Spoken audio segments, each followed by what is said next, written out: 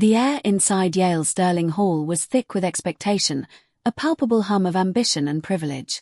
Suits, blazers, fresh haircuts, and polished shoes filled the room, exuding the scent of old money and expensive cologne.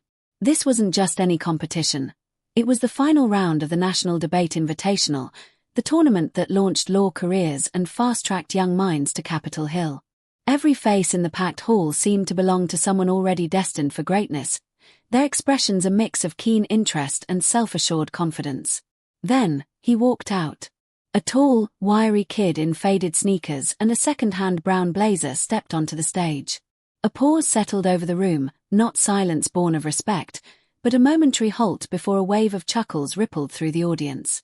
The girl from Stanford raised her eyebrows, whispering something to her teammate who laughed a little too loudly. One of the Yale guys tilted his head, a half-smile playing on his lips as if he was waiting for a punchline. From the judges' table, Dr. Franklin, a woman who'd once coached a senator, jotted something on her notepad, her pen scratching against the paper before Jamal Everly even opened his mouth. He didn't flinch. Jamal Everly stood center stage like he was meant to be there, gripping a stack of index cards worn at the corners. He adjusted the mic, took a breath, and calmly scanned the room. No slides, no laptop, just his voice, his quiet presence a stark contrast to the buzzing energy of the hall. His opponent, Ryan Dorsey from Columbia, looked every bit the part. A clean navy suit, monogrammed cufflinks, and a posture so perfect it seemed he'd been doing this since birth, which, to be fair, he probably had. Jamal's heart was thudding, a frantic drumbeat he could hear over the murmurs of the crowd, but his face remained stone still. Then, a voice from the back cut through the air, sharp and clear. "Let's see what the mechanic has to say." The word stung. He heard it. They all did. But he didn't move. He glanced at the moderator, gave a polite nod, and stepped fully into the spotlight. "Resolved," he began, his voice steady, carrying an unexpected weight. "The United States government should establish a single-payer healthcare system." A slight pause, then he added, "Good evening. My name is Jamal Everly. I represent Cass County Community College." A brief, awkward silence. Someone coughed. Jamal continued, his voice calm but firm, a quiet declaration that demanded attention.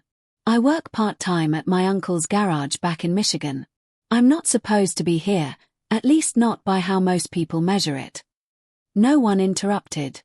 Jamal placed his cards on the podium, his worn index cards a defiant counterpoint to the sleek technology and polished presentations usually seen on this stage. "But today," he said, his tone deepening, "I'm not here to impress you with where I'm from. I'm here to talk about why a mother in Macomb County had to choose between her insulin and her rent, and why if she lived 2 zip codes over, she wouldn't have to." Silence. Even Ryan Dorsey looked caught off guard, his polished facade cracking slightly. Jamal didn't look down once. His tone was not performative, no theatrics, just facts. Lived ones. And the crowd. They were listening. This story didn't begin on a stage in Connecticut, bathed in the glow of sophisticated expectation. It started miles away, in a city where nothing came easy. Jamal didn't grow up around polished speeches or ivy-covered walls. He grew up around steel, oil, and the kind of industrial heat that seeped into your bones. Cass County's east side wasn't the sort of place you'd ever put on a postcard. The streets were cracked, and so were most of the windows in the old apartment blocks, but it was home.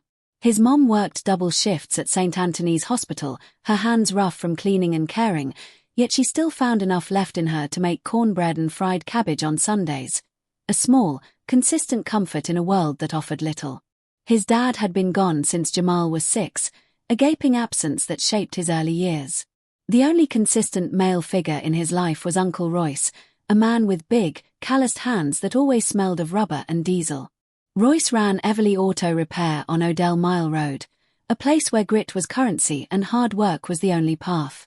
"You got 2 choices," Uncle Royce used to say, wiping grease off his hands with a rag, his voice gruff but kind. "You can work with these," he'd hold up his cracked, scarred knuckles, testament to a lifetime of labor. "Or you can use what's up here." He'd tap his temple. "But either way, you work." By 14, Jamal was changing brake pads, the smell of metallic dust and oil becoming as familiar as his own breath. By 16, he could swap out a transmission, the intricate dance of gears and fluids making a strange kind of sense to him. But Jamal wasn't built like Royce. He had a different itch, a quiet fire simmering within him that he couldn't name yet. It started at the shop. While Royce would argue with customers over labor costs, his voice rising with exasperated honesty, Jamal would sit on the office floor, flipping through discarded newspapers. He didn't care much about sports or music, the usual obsessions of teenagers. Instead, his eyes would scan for articles on policy, on injustice, on things that simply didn't make sense in the world. He circled those in red ink like a man on a mission, an unseen force driving his focus. There was one article in particular, an op-ed about healthcare funding cuts in Michigan. It didn't just annoy him, it pissed him off. He read it 3 times, each word fueling a quiet indignation. "You really reading that stuff?" Royce asked one day, watching him from the doorway, a wrench still in his hand. "Yeah," Jamal muttered, not looking up. "This guy doesn't even know what he's talking about." Royce laughed, a deep, rumbling sound. "Then tell him." That stuck. "Then tell him." The words echoed in Jamal's mind. After his shifts at the garage, he started going to the public library. At first, it was just to cool off and read, a quiet escape from the grease and noise. But eventually, he found a flyer taped to a bulletin board near the water fountain. Community debate night. All ages welcome. He walked in the next Thursday night wearing his coveralls, smelling faintly of axle grease and exhaust. They gave him a notepad and a seat in the back. It was quiet. Nobody noticed him until they did. An older man in wireframe glasses, with a gentle, inquisitive air, asked if he'd like to try speaking. "Just a practice round," he said. Jamal shrugged. "Sure." "The topic," the man announced. "Police budgets." Jamal stepped forward. He spoke for 3 minutes, entirely off the cuff. No cards, no plan, just raw, unvarnished heat, fueled by everything he'd witnessed and felt growing up. When he finished, the man in glasses stood up slowly, folded his arms, and nodded, a profound silence following Jamal's last words. "I'm Billings," he said, his voice soft but firm. "You ever thought about competition?" That was the beginning. Mr. Billings wasn't a coach anymore. He'd retired after 30 years at a local high school. But something about Jamal, that quiet fire burning beneath the grease and worn clothes, lit something in him again. Jamal never called himself a student in the traditional sense. Cass County Community College wasn't a place of dorms, ivy-covered buildings, or cafes where kids wrote poetry over chai lattes. It was more like a cluster of brick rectangles and vending machines sitting behind an old bowling alley on Grassett Avenue. His days were a relentless rhythm. Wake up at 6 a.m., shower while his mom fried eggs, and out the door by 6:45. By 7 a.m., he was elbow-deep in someone's engine at Everly Auto, the familiar sense of oil and gasoline a constant companion. By noon, he'd wash his hands, change shirts in the back office, and hop the bus across town to campus. He was never late, not once. Classes were small, sometimes 6 people, maybe 10, but his professors noticed him early. He sat up straight, asked the tough questions, challenged things not out of arrogance, but because he genuinely wanted to understand, to peel back the layers of complex ideas. But Jamal didn't linger on campus long after class. The real work, his true university, happened at the Cass Avenue Public Library. That place, with its worn wooden tables and the quiet hum of fluorescent lights, was where he'd drop his backpack every afternoon, near the exit sign. Mr. Billings would already be there, waiting with a folder of clippings, legal pads full of scribbles, and a battered stopwatch. "You ready?" Billings would ask, his eyes sharp. "Let's go."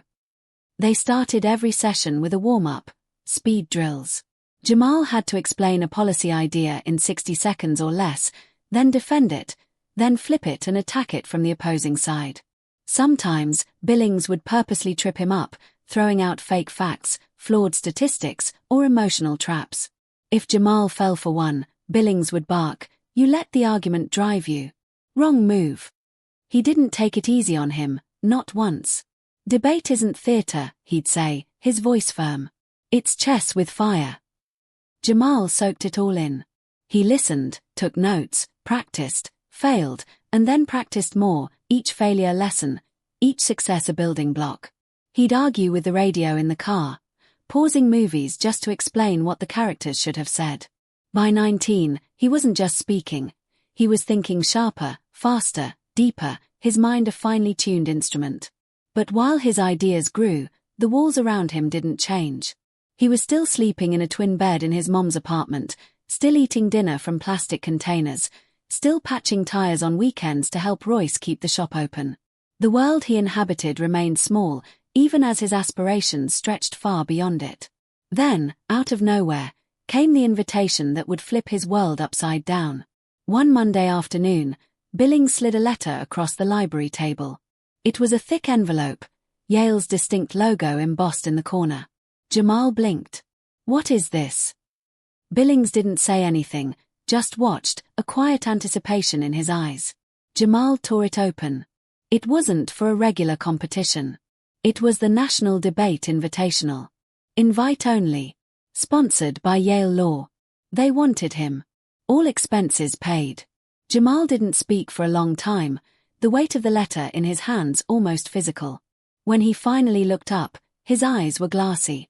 "I'm not," he started, then stopped, the enormity of it catching in his throat. Billings interrupted, his voice calm but firm. "Yes, you are." Jamal swallowed hard. "But no." Billings stood, placing a reassuring hand on Jamal's shoulder. "You're ready. You just don't know it yet." Jamal took the letter home that night, read it 6 times, still half disbelieving. He showed it to his mom, who screamed and cried in the same breath, a release of pent-up hopes. Royce slapped the table and shouted, "Hell yeah!" like the Lions had just won the Super Bowl. They started a little fundraiser, nothing flashy, just a coffee can at the shop counter, labeled "Help Jamal Represent Cass County at Yale." In 3 days, it was full. Old clients, neighbors, even the mail carrier dropped in a $20 bill. Jamal packed a borrowed duffel bag and kissed his mom on the cheek. He boarded the train with nothing but a thrift blazer, a stack of worn index cards, and every ounce of belief his community could spare. He'd never been further east than Cleveland. Now, here he was, riding Amtrak into New Haven, staring out the window at miles of coastline and neighborhoods that didn't look anything like home. But belief, he would soon find, doesn't quiet a room full of Ivy League eyes. It takes something deeper than that. The hotel room was dim, the curtains half drawn, casting thin lines of late evening sun across the carpet. Jamal dropped his folder on the bed, slipped off his second-hand blazer, and sat down in the same chair he'd used that morning to tie his worn sneakers. He stared at the business card in his hand. Dr. Lewis Clean, Dean, Yale Law School. It didn't even feel real, a tangible piece of paper from a world that had felt utterly out of reach just days before. He turned the card over twice, then set it down and pulled out his phone. 6 missed calls, 11 messages, all from home. He tapped Royce's name first. "Boy, you better call me back before I drive to Connecticut myself," the message barked, Royce's gruff voice somehow sounding choked up. "You got folks crying in the garage." "Crying?" "Old man Davis gave me a hug." "A hug? He don't hug nobody." Jamal smiled, a genuine, tired curve of his lips. His hand shook a little. Then he called his mom. She answered before the first ring even finished. "My baby," she whispered, already crying, her voice a fragile blend of joy and disbelief. "They just showed your name on that website." She trailed off, overcome. Jamal didn't say much, just listened, letting her talk, letting the moment be hers. "Your grandma said you were going to be somebody.